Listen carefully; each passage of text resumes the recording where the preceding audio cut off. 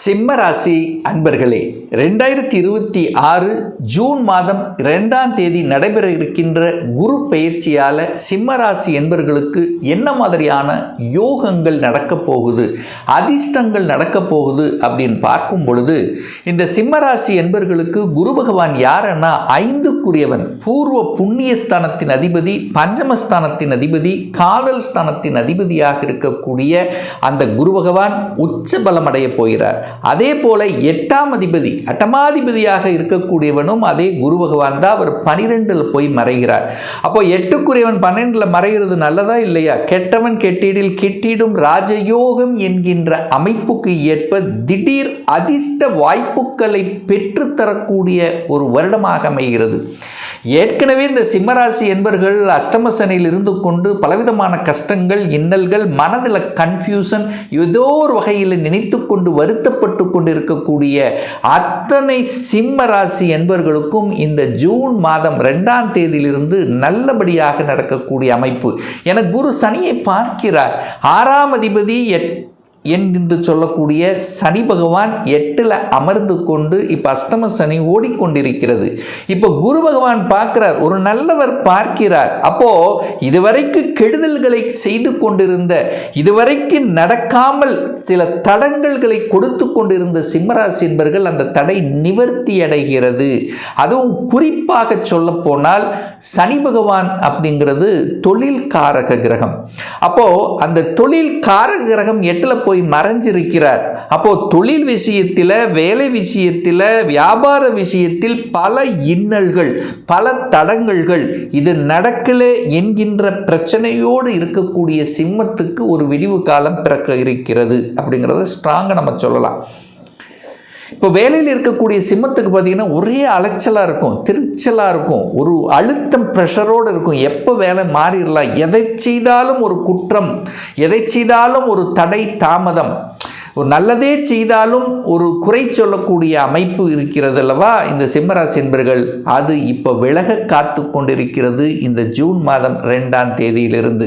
அப்போது வேலையில் ப்ரமோஷன் கிடைக்கலையே என்று நினைத்து கொண்டிருக்கக்கூடிய இந்த சிம்மத்துக்கு திடீர் அதிர்ஷ்டமாக ப்ரமோஷன் கொடுத்துரும்.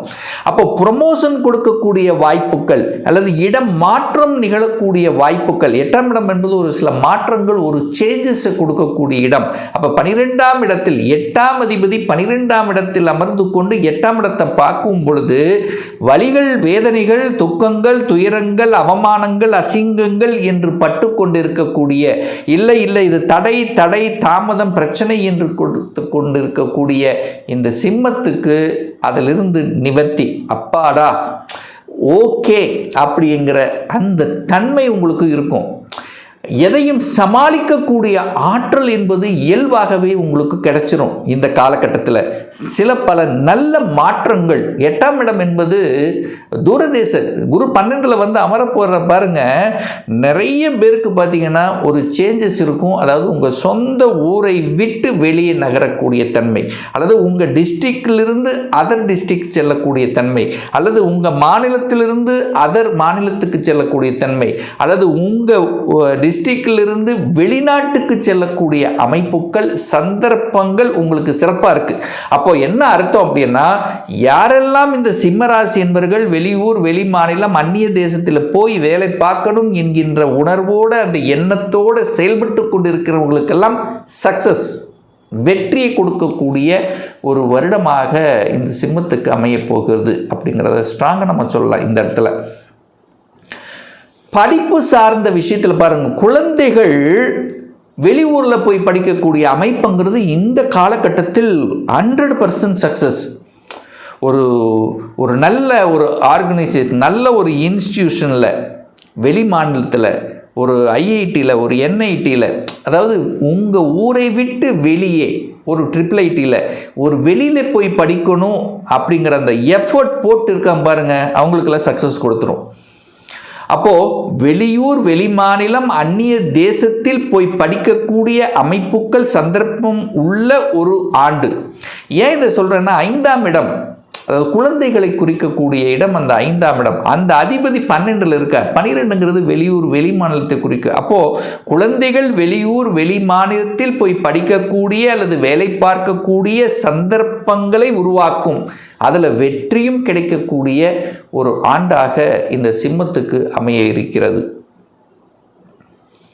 மனசுல சில கஷ்டங்கள் இருந்தது பாருங்க, தாங்க முடியாத ஏதோ ஒரு வகையில் குழப்பங்கள். அந்த குழப்பத்துக்கு ஒரு முற்றுப்புள்ளி வைக்கும். ஒரு தெளிவான டிசிஷன் எடுக்கக்கூடிய சந்தர்ப்பங்களை நிச்சயமாக உருவாக்கும் இந்த குரு பயிற்சியால். ஏன்னா இந்த குருங்கிறது உங்களுக்கு யோகத்தை தரக்கூடியவன், 5க்குரியவன் அல்லவா. ஒரு பூர்வ புண்ணியம் உங்களுக்கு கிடைக்கணும் அல்லவா. உச்சமாக இருக்கார் அல்லவா. ஒரு பூர்வீகத்தில் ஒரு பிரச்சனை இருக்கிறதுன்னா அதுக்கு ஒன்று விட்டு கொடுக்கறது அல்லது அது சமப்படுத்தக்கூடிய அமைப்புகள் அந்த எண்ண உணர்வுகளை உங்களுக்கு கொடுத்துரும். ஒரு பூர்வீகத்தில் நிறைய பேர்த்துக்கு ஒரு பிரச்சனை இருக்குது, ஒரு வம்பு வழக்கல் இருக்குது, ஒரு சிக்கல் இருக்குது. அதை தீர்க்கணும் அல்லது விட்டு கொடுக்கக்கூடிய மனப்பான்மைங்கிறது நிச்சயமாக ஏற்படுத்தும் இந்த சிம்மராசி அன்பர்களுக்கு. சார், பொருளாதாரத்தில் பார்த்தீங்கன்னா கண்டிப்பாக குறை என்பது இல்லை. எவ்வளவு எஃபர்ட் போடுறீங்களோ அதுக்கு உண்டான அந்த உயர்வுங்கிறது நிச்சயமாக இந்த காலகட்டம் உண்டு. ஏன்னா பொதுவாக குருங்கிறது தன காரக கிரகம் உச்ச பலம் அடைகிறார். அப்போ காரக கிரகம் வலுப்பெறுதல்லவா, விரயத்தில் இருக்கு. அப்போ செலவும் ஆகும். அப்போ வருமானமும் வரும், செலவும் ஆகும் இந்த சிம்மராசி என்பர்கள். அப்போ சுப செலவுகளை செய்து கொள்வது சூப்பர். அப்ப என்ன, அந்த குரு பகவான் 5ஆம் பார்வையாக எங்க பார்க்கிறார், 4ஆம் இடத்தை பார்க்கிறார். 4ஆம் இடம் என்பது இடம், வீடு, வண்டி, வாகனம் இதெல்லாம் குறிக்கக்கூடிய இடம் அல்லவா. ஸோ அந்த இடத்தை பார்க்கின்ற காரணத்தால அந்த இடம் புனிதமடைய போகிறது. அப்போ 4ஆம் இடம் என்பது ஒரு வீடு. அப்போ ஒரு இடத்தை வாங்குறது, நிலத்தை வாங்குறது, ஒரு காலி இடம் வாங்குறது, இதெல்லாமே சக்சஸ் கொடுக்கும் அல்லது அதற்குண்டான எண்ணத்தை விளைவிக்கும். ஸோ இதெல்லாம் வாங்கிக்கலாம். புதிய வீடு வாங்கிறது, வாகனங்களை வாங்கிறது, இந்த அசையும் அசையா சொத்துக்களை வாங்கிறது, இதுக்கெல்லாமே உகந்த காலகட்டமாகவும் இருக்குது. ஏன்னா எப்படி செலவாக போகுது, அந்த செலவுகளை சுப செலவுகளாக கன்வெர்ட் பண்ணிக்கிறது புத்திசாலித்தனம் இந்த சிம்மராசி அன்பர்கள். அடுத்து பார்த்தீங்கன்னா அந்த குரு பகவான் 6ஆம் இடத்தையும் பார்க்கிறார், 8ஆம் இடத்தையும் பார்க்கிறார், 2 இடத்தை பார்க்கிறார். 6 என்பது கடன், நோய், எதிர்ப்பு, பகை, வம்பு, வழக்கை குறிக்கக்கூடிய இடம். ஸோ அதிலிருந்து ஒரு விடுதலை பெறணும், எனக்கு இந்த தொந்தரவே வேண்டாம் அப்படின்னு நினைக்கக்கூடிய அமைப்பை உருவாக்கிறோம். அப்போ என்ன, கடன் இருந்தால் கடனை அடைப்பது அல்லது கடனுக்குள்ள போகாமல் பார்த்து கொள்வது. ஏன்னா வளர்க்கும். அப்போ 6ஆம் இடத்தை வளர்க்குதல்லவா. அப்போ கடனை அடைக்கலாம். அந்த கடன் என்கின்ற என்ன உணர்வுகளை கொடுக்கும். அப்போ ஒரு சொந்த தொழிலுக்கு போறீங்கன்னா கொஞ்சம் யோசிக்கணும். கடனை கொடுப்பதற்கு ரெடியாக இருக்கிறது. அப்போ கொஞ்சம் சொந்த தொழிலுக்குள்ள என்ட்ரி ஆகுறீங்கன்னா கொஞ்சம் ஒரு இக்கு வச்சு ஒரு கோலம் போடணும். இது வருமா வராதா, நமக்கு இது ஒத்து வருமா ஒத்து வராதா, அல்லது சொந்த தொழில் செய்வதற்கான கொடுப்பினை இருக்கா, இதெல்லாம் கண்டிப்பாக செக் பண்ணணும் சிம்மராசி என்பர்கள்.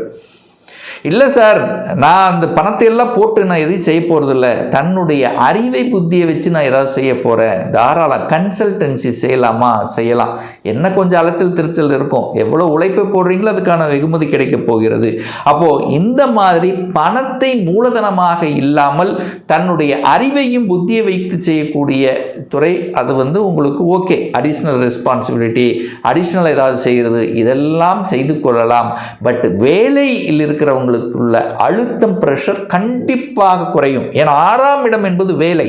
ஸோ வேலை கிடைக்கல சார், ஒரு 3 மாசமா நான் தேடிட்டு இருக்கேன், ஏதோ ஒரு வகையில் அஷ்டம சனியினால் அல்லது என்னுடைய கோபத்தால், என்னுடைய ஏதாவது ஒரு ரூபத்தால் வேலை விட்டுட்டேன்.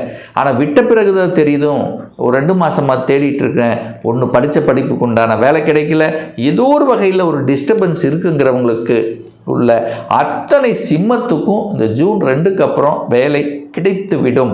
வேலை அந்த குரு பயிற்சிக்கு அப்புறம் வேலை அப்படிங்கிறது உங்கள் கைக்குள்ளே வந்து சேரும். அந்த வளைவு நெளிவு சுழிவுங்கிறது இயல்பாகவே உங்களுக்கு வரும். ஏன்னா தொழில் காரக கிரகமாக இருக்கக்கூடிய சனி பகவானை அந்த குரு பார்க்குறார். அப்போது அந்த சனி குரு ரெண்டும் காம்பினேஷன் ஆனாலே அங்கே வந்து ஒரு பொருளாதார பலம் உங்களுக்கு கண்டிப்பாக உண்டு. பணம் கிடைச்சே ஆகணும். என காலச்சக்கரத்தினுடைய 9ஆம் அதிபதி பாக்யாதிபதியாக இருக்கக்கூடிய குரு பகவான் காலச்சக்கரத்தினுடைய 10, 11க்குரியவனான சனி பகவானை பார்க்குது. அப்போ 9, 10, 11 அப்போ தொழிலில் ஒரு பாக்கியம், வேலையில் ஒரு பாக்கியம், ஒரு நன்மதிப்பு கொடுக்கணும் என்கின்ற அமைப்பு இருக்கின்ற காரணத்தால் கண்டிப்பாக சிம்மத்துக்கு வேலை, தொழில், வியாபாரம் ஜூனுக்கு அப்புறம் நன்றாகவே இருக்க போகிறது. சார், திருமணம் சார்ந்த சுபக்கரம் குரு பகவான் 12ல் போய் மறைஞ்சிடறார். அப்போ இந்த வருஷம் நடக்காதா? கண்டிப்பாக நடக்கும். திடீர்னு அந்த குரு அதிசாரமாக சிம்மத்துக்கு வரப்போகிறார் இந்த வருடத்தினுடைய இறுதியில். அப்போ 7ஆம் இடத்தை பார்க்கும்போது திருமணம் நடந்துடும். அப்போ திருமணமும் நடக்கக்கூடிய ஒரு வருடமாகவே இந்த சிம்மத்துக்கு அமையப்பெறும்.